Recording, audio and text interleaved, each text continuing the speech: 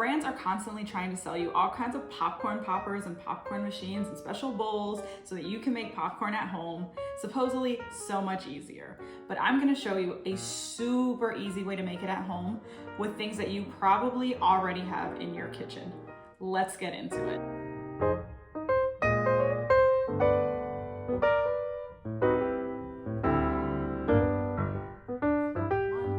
We're gonna be making popcorn today using just a pot with a lid and some simple ingredients, just for fine sea salt. That's important. You want it to coat your popcorn well. Some oil, whatever oil you like best. Popcorn, obviously. I don't recommend this brand specifically. I really recommend Orville. If you're gonna go out and buy a brand, that's probably the best one. And then melted butter. And that's all you need. Let's go to the stove top. Okay, now we're gonna start here over the stove. We're gonna start by putting the burner on medium high. We're gonna put the pot on here, start getting it hot. We're gonna add enough oil to the bottom of the pan, just to coat it. It's gonna be probably a tablespoon or two, something like that. We're gonna just let that heat up for a minute. Then we're gonna add the popcorn, which that was roughly 3/4 of a cup of popcorn. And then that kind of depends a little bit on your size of pot you're using. For me, I found that with this brand of popcorn, how it pops and the size of this pot, 3/4 of the cup is perfect to fill this whole pot. And then it's gonna be a teaspoon of salt. And then I'm just gonna stir it up. Let it kind of heat up here.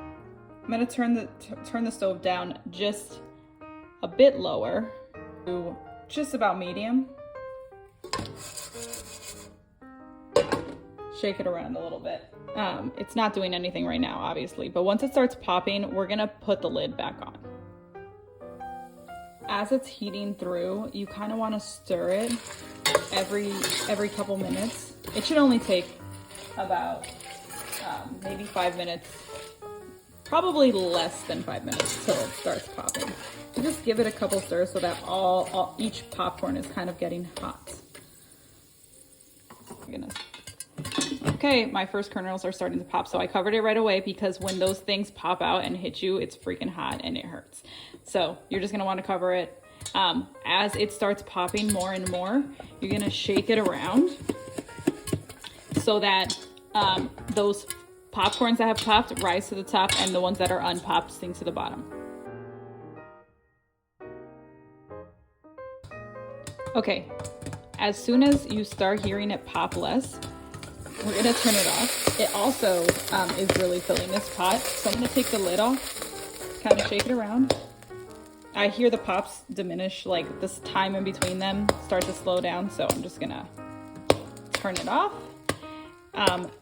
It's still hot, so it's gonna keep popping those last ones. Take the lid off right away so that your popcorn doesn't get soggy. Okay, now it's time to add your butter. You could clarify your butter if you wanted to take that extra step. I'm just doing melted butter. It works fine for me and it saves a lot of time. So I just kind of spoon it over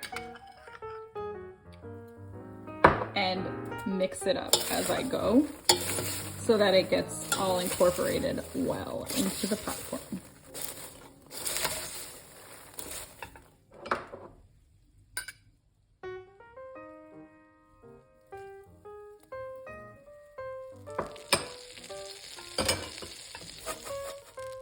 Okay, I don't think I said it, but I added 3 tablespoons of butter.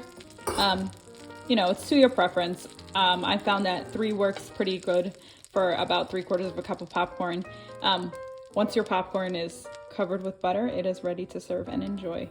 Another thing you can do, I didn't add in this video, but you could add tons of seasonings and herbs and all kinds of things to your popcorn to make it new and interesting every time.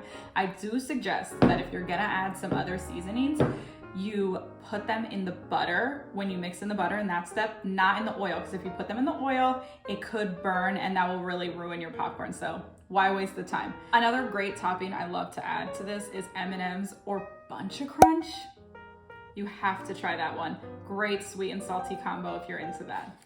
If you guys enjoyed this video and love watching videos like this, trying out new recipes, tasting new foods, and learning tried and true recipes from me, subscribe to keep watching. Thanks so much. Have a great day, guys.